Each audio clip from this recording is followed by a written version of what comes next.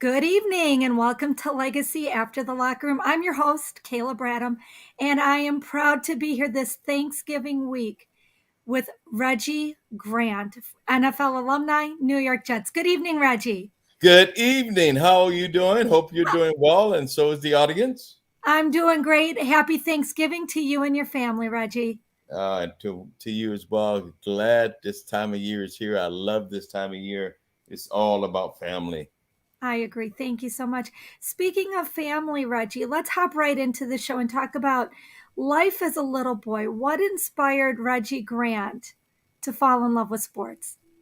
Oh, Willie Joe Grant, my father, who's no longer with us, was quite inspirational in terms of his work ethic, his commitment to us. As I'm the oldest of three siblings, and my mom Juanita, who's still with us, and it was great to see her a month ago in Seattle. It was just a great outlet for me, and it taught me so many life skills that I'm able to utilize every day in my life. Just get up and go to work and be focused and be determined and have perseverance. Love it. Reggie, going into college, I typically assume most guys go in on a college scholarship. Did you have a scholarship to play ball? About 10th grade, I realized that my parents cannot pay for me to go to college and that the world is run by people that have college degrees. So I need to figure out a way to get there and pay for it. And so I really, at that time, became intent in terms of my training, my workouts. And I used to wear this old weight jacket. Nowadays, they're fancy dancy, but that was just a jacket with pellets in it. And I run these hills of Seattle. As I often say to some of the young people, I ran my way out of poverty to get to the college, the University of Oregon, and get that education, which has served me well. But yeah, played football, played basketball, ran track at Chief South High School in Seattle, Washington, on the west side out there in Seattle, and it afforded me the opportunity to go to the University of Oregon on a full football scholarship. And my parents had instilled in us the importance of education, and I knew I could run fast and jump high, but that long after I could do that, the education has and would serve me well. And we're going to talk about getting that master's in just a few moments. But before we do, let's talk about the New York Jets. Well, actually, I'm still in touch with a couple of my teammates, Schaefer Suggs, who lives in Chicago, Bobby Jackson, who was my roommate there. We're actually working with him on some NFTs. Chris Ward, the former first round draft pick of the Jets, that same class of 78, and he's here locally, and we do some business together, and he's a minister and all that kind of good stuff. And so and occasionally, I go back, and we've been back. It's about 2 years now. Everybody's been kind of cooped up over the last couple of years. I go to the NFL alumni thing that the Jets hold, and that is a great event. Get a chance to see some of my old guys, and we're all either bald or gray. I love it. And I just got to take a moment, shout out one of my good friends and former Jets alumni, um, Mr. Christie, doing a great job out and just changing the world. So I think it's interesting. We were just talking about nobody cheers for you when you're taking out the garbage after you retire. But the opportunity to do good and create hope and possibility now affords itself in bigger and better ways than ever before. That's why I want to talk about getting that master's degree because you've Well, really used that. I was an English teacher for 17 years. So I taught urban kids in Los Angeles. I taught international students from around the world. English is a second language. I had a contract with the French school for 7 summers and taught French Jewish kids at American Jewish University in Los Angeles. So I used that significantly during that time I was an English teacher, and actually went back while I was teaching English and got that master's degree because I didn't major in English in college and communications and marketing and business. But I definitely used that the knowledge and skills, and it's all so hard. That master's program was so trying.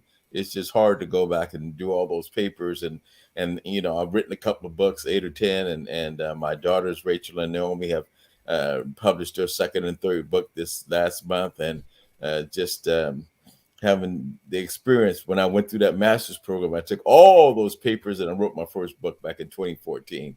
So yes, I definitely use that stuff on a daily basis. I love it. We're going to talk about the about those books that you wrote in just a second. But before we do, I got to ask you, Reggie, what's more difficult, playing in the NFL or being a high school English teacher? Because I've taught English in Milwaukee. The English teacher part was a different dynamic. The NFL stuff is just fun and games. And, I was in the Yeah, arena for no that too. problem there. Right. But that was something I had done since I was 6, 7, 8 years old, and actually played organized football when I was about 12. So from when I was 12 to my mid 20s, I was a, football player. That was part of my identity. But again, it was a vehicle for me. It was the engine. It was a car. When the wheels fell off that, I just got out and went forward and used the education from the University of Oregon to find things that I was passionate about, and was able to kind of carve out a little bit of a living. So let's talk about carving out a little bit of a living, writing a couple books, as in more than six, and, and getting your daughters to write books as well, encouraging and inspire them. Reggie, tell us a little bit about those books and what encouraged you to write them. Well, my first book was A Teacher's View Education America back in 2014. So I wrote some books related to the education field, reaching and teaching African American males, um, bilingual education, related to that subject here in California. Now I've segued. I've had an entrepreneur, your guide to starting your business, which is a book I've created. Youth Entrepreneur Impact Program book, which is a book to help kids to become entrepreneurs. Managing your brand. You can pimp me, but you must pay me. And one of my buddies calls me and says, Reggie, that's kind of a harsh title. I said, but it wasn't for you. It's for athletes and those kinds of people. And, you make 12 grand a month before you leave your living room. What the heck? I agree. I agree. So when we talk, you said some things that really strike out to me, and it's, a big part of it to me, Reggie, is being an entrepreneur and being a minority in America. I live in Milwaukee. I see it every day when I walk into my house. One of the things that I'm really passionate about, Reggie, in fact, I've been inspired to write a book about normalizing Black wealth. And it's a group of people that I feel really have been marginalized. And the deck is stacked against them when it comes to owning their own businesses. Reggie, I didn't prep you for that question, but do you have any comments regarding where we are in America with Black wealth? Last Saturday, I was at a great event put on by the Los Angeles Black Business Expo, and you can find that at 21labbe.com. That's 21labbe.com. We had some phenomenal speakers. Actually, my wife, Treasure Owens, was a speaker. Uh, Focused Development Engagement Corporation is her company. She does some dynamic stuff. We had Dr. Adriana Tony. We had multi-millionaire self-made man Byron Nelson. We had Dr. Kimbrough, Dennis Kimbrough, who wrote the book, the sequel, Think and Grow Rich. We had Dr.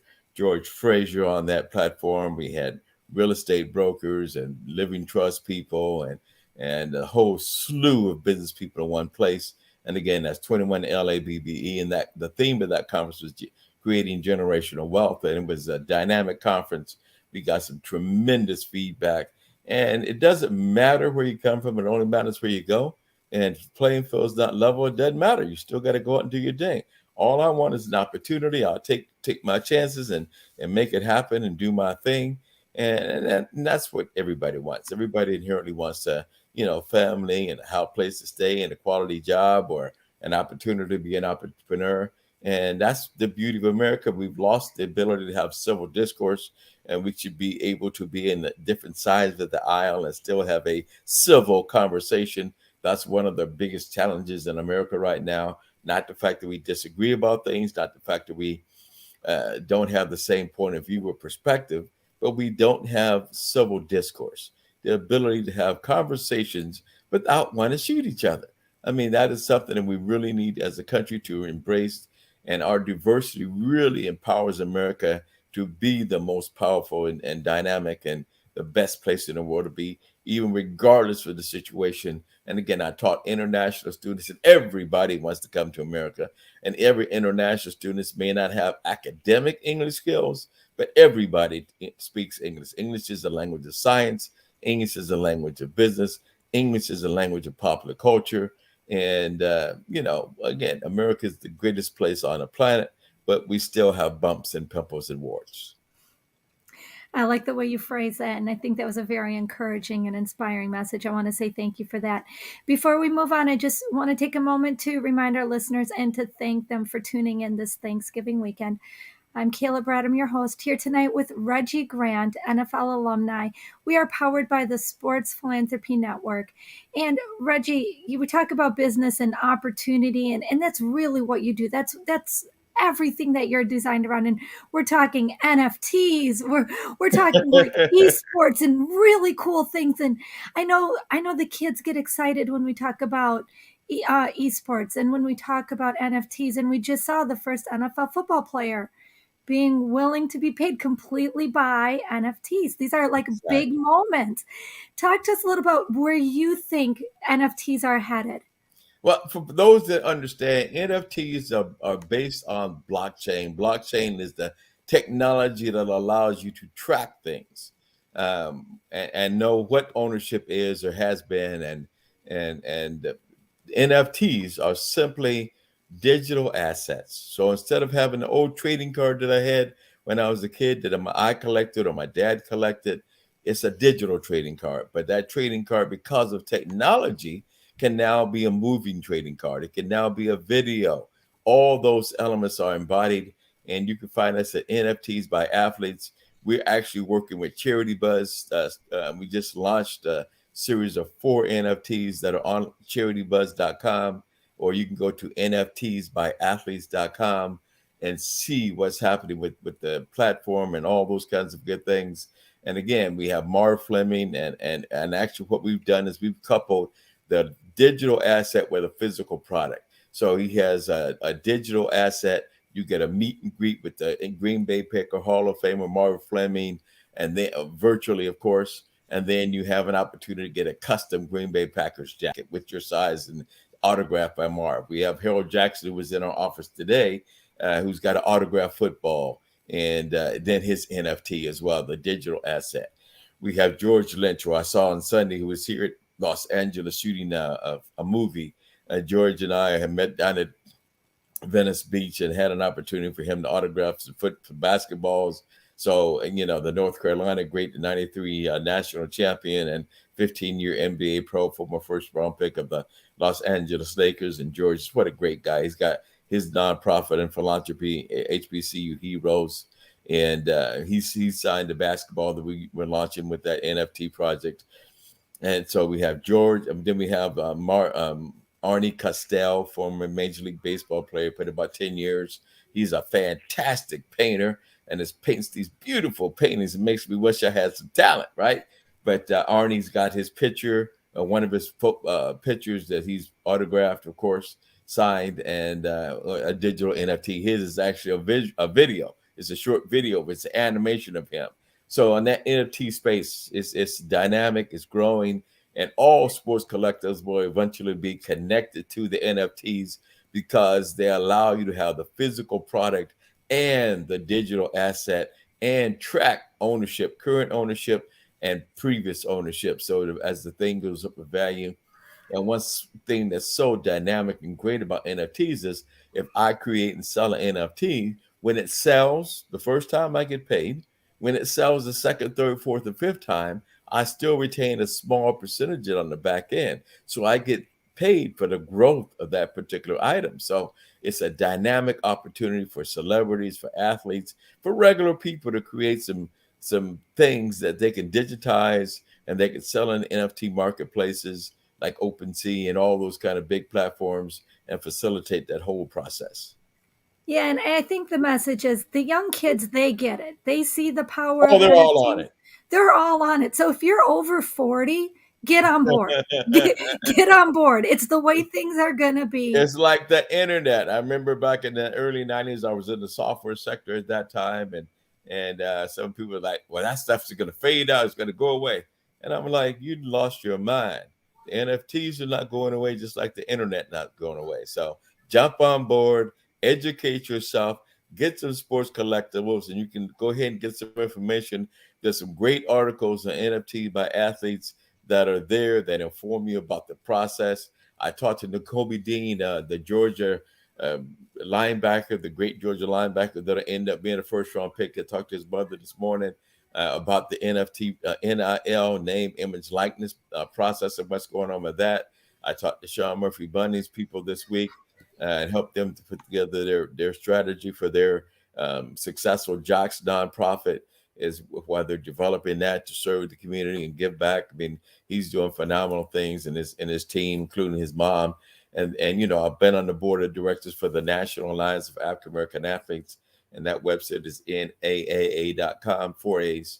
And we've been around for 29 years. I've been on their board for 25 years. I was chairman for 8 years, and we put about 150 kids into the NFL, and they're all super duper scholar athletes, much smarter than me, and phenomenal athletes. But more importantly, they're great people, and we mentor them about giving back. So we always have about 25 or 30 active NFL kids and 30 or 40 kids in major colleges across the country like N'Kobe. And again, we put about 150 kids through that program.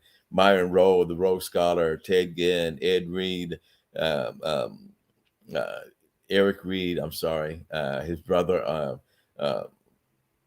Bobby Okereke, uh, Justin Blaylock, Ted Ginn, Muhammad Massaquoi, Jameis Winston, Bryce Love, et cetera, et cetera, et cetera. So, you know, that's a great program and a great platform. And it's about mentoring and elevating other people and just helping them navigate through the process because we know there's a lot of negative people out there with a lot of negative energy and leeches that want to just suck on the guys. And we just have to help to give them some tools to better navigate that process and just remind them about how important it is to give back and be part of the community in a positive way.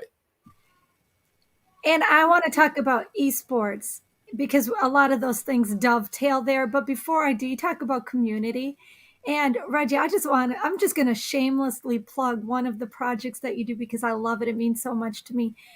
Your company, your group, you guys actually have all of the Letterman's jackets and everything for the NFL teams, right? Well, that's the Retired NFL Players Congress, and I work with them. That's where my office is at, and I'm business development for them. That's playerscongress.com in partnership with Jay's Design. We're the largest manufacturer of licensed jackets outside China. So it's owned by former players, and we give back to the Players Care Foundation. We give back to a Cowboys group that for guys that have issues or the Players Care Foundation won't pay for a sleep apnea machine or that kind of thing. But as Players Congress, Bob Grant was honored last weekend in South Carolina at Wake Forest University by the Wake Forest and ACC as one of three African Americans that integrated sports in the South back in 1963, and then he was the first black to be drafted. So he was on ESPN and all that stuff. And then we'll be in Indianapolis. And this is Bob Grant, Super Bowl champion of Super Bowl V, who will be honored by the NCAA in Indianapolis at their big convention in mid-January.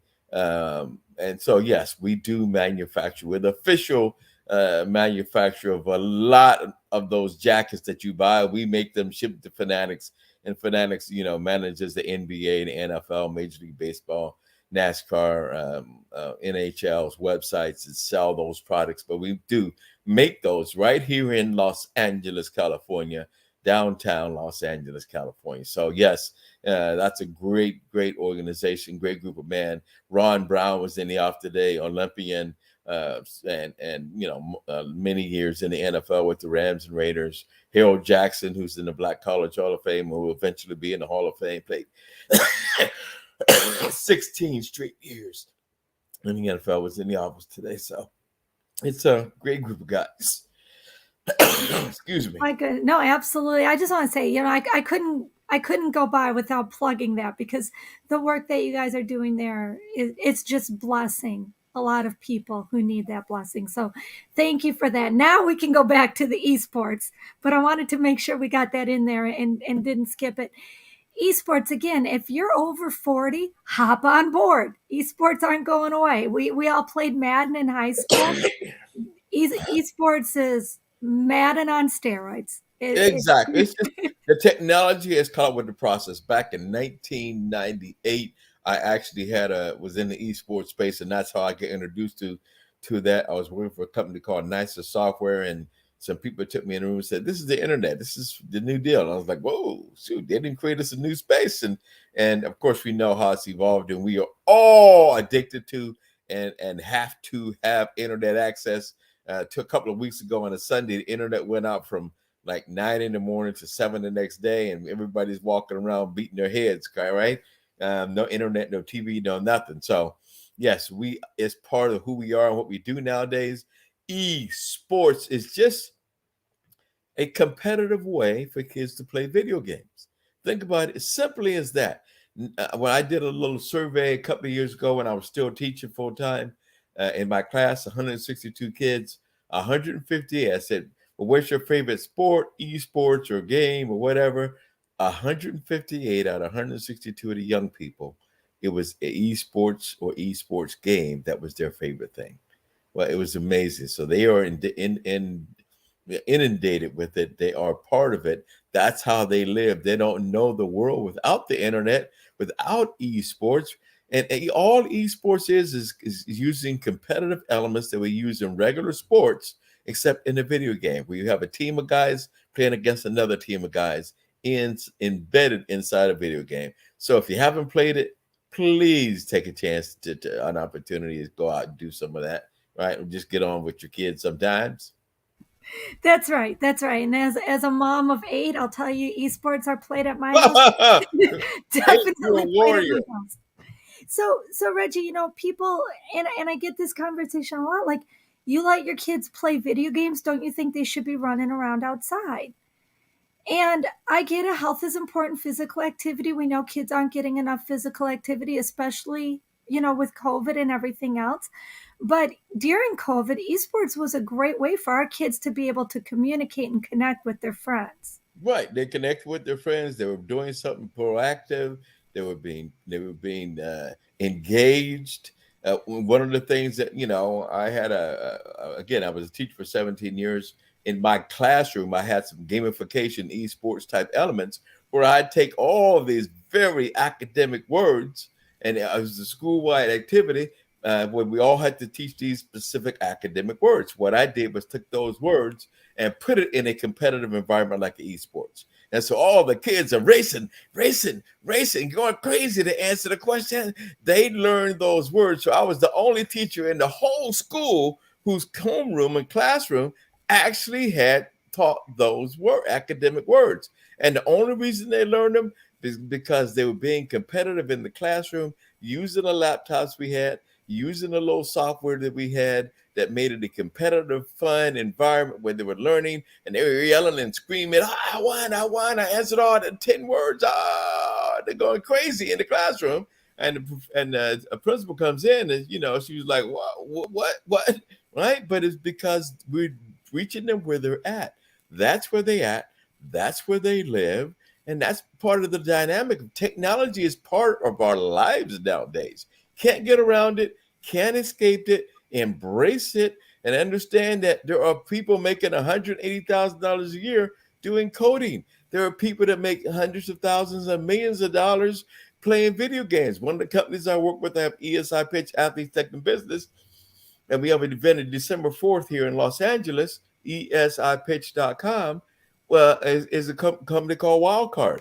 They actually train gamers to be professional gamers, and then they sell the rights to them to big game teams. They have houses where they put them up in just like a regular sports team. They all eat together and sleep together and play together, and then they go to these big tournaments around the country, and they make thousands and hundreds of thousands and millions of dollars. They make a living playing esports games. So don't discourage. You might have a multimillionaire in the room and don't even know it. Yeah, and I just I don't need to add anything because you've nailed it. As an educator, as a parent, as a business professional. I don't need to say another word. But Reggie, you did say something that I do need to talk about. You said uh, competitive, fun environment and taking people where they're at. And that brought me directly to my charity of choice, which is Special Olympics. Reggie, you know, I ask every guest on Legacy After the Locker Room to partner with me by asking for an autograph donation to Special Olympics. Can we count on you? Of course you can. As a matter of fact, I will do even more. Again, we're working with Charity Buzz out of New York. Great organization. And what we'll do is we'll connect the dots and we'll do an NFT and some physical products on Charity Buzz and sell some of that stuff and raise some money for your project. Connect the dots on that. Thank you, Reggie. I have to tell you, I was just in Chicago at the big Special Olympics gala event. I met a guy named Matthew, who, among other things, plays bocce ball and swimming. And I'm so happy to tell our listener community that Matthew will be joining me as a special guest on Legacy After the Locker Room with his mom very soon. So I see the work that we're Amazing. doing and the impact it makes. So thank you. But it's just Thank about you. elevating people. Somebody elevated me, not just my parents, but my coaches, Mrs. Robertson, the librarian, my English teacher. There were people that made a positive impact to me, and it's up to me to add value to somebody else's life, like people have poured into me. You said it. You said it, Reggie. Speaking about, I mean, this is all about you. People, nobody's on here to listen to me. They're here for you. I want to give you a I'm couple just a minutes. little worker bee. I'm just a little worker bee. Your hands are in so many different places, writing books, doing NFTs, esports, public speaking, business, entrepreneur. Reggie, take a moment if you don't mind. And number one, if I missed anything, go ahead and fill in the gaps. Number two, just speak your heart to the listeners about following their dreams and being the people God created them to be. And again,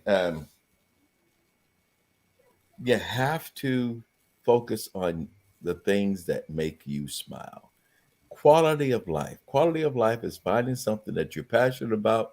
And I've been very fortunate in my life for most of it to be able to find something I was passionate about. I enjoyed doing, and I was able to make a living doing it. So be passionate, go walk out on that limb. I met with one of my associates today, client today, and she started a new company. She quit her job and she's walking out on that limb, but with no net, right? And you don't have to do that until you're ready to do that. But there's nothing more gratifying than working on your own stuff. Nobody has to tell me to get up in the morning and go work on my stuff. Nobody. I just get up and do it. If I work till 4 in the morning, I just sleep in and get up and when I wake up and go do my little thing. So it's about empowering yourself, elevate yourself, you elevate others, be around people that can elevate you, be in the room, be in the moment. Today is cash, the best day of your life, the best day of my life. Yesterday is a canceled check I can never retrieve. Tomorrow's a promissory note I may never collect. If I died today, I don't want to say I wish I would have, could have. Right? Today is cash, the best day of my life and yours. So just do something for you, elevate yourself, elevate the people around you, add some value to somebody, and the rest of it is, is quality of life. And speaking of quality life, being in Milwaukee, I do want to dedicate this moment with a very genuine. My church is in Waukesha. All of our listeners heard about the tragedy that happened in Waukesha. I just want to take a moment and let anybody in the listening community within a 20-mile radius of my home hear my love and my prayers for you and for your family. I know a lot of my neighbors are hurting. That hurt is being shared by so many people. So, for anybody in Waukesha who's hearing this, we're with you. We're praying for you. Always. Always, always. Reggie, we're just about out of time. I want to give you just a moment to thank the people that you need to thank and shout out anybody you need to shout out. Again, you can find the Retired Players Congress at playerscongress.com. Information on the Watkins Award, that's NAAAA, that's 4A's.com. Powers Women's Network is another nonprofit out of Los Angeles I work with. That's Powers Women's Network, Inc. And then I'm Reginald Grant. You can find me at reginaldgrant.com. Peace, love, and happiness. May God be with you as you travel along this journey. That is a wonderful, wonderful message. My name is Kayla Bradham here tonight with NFL alumni Reggie Grant, and we're here to remind you to live your legacy. Thank you, Reggie. Thank you so very much. I appreciate it. You allowing me to be on this for a few minutes. Thank you, Reggie.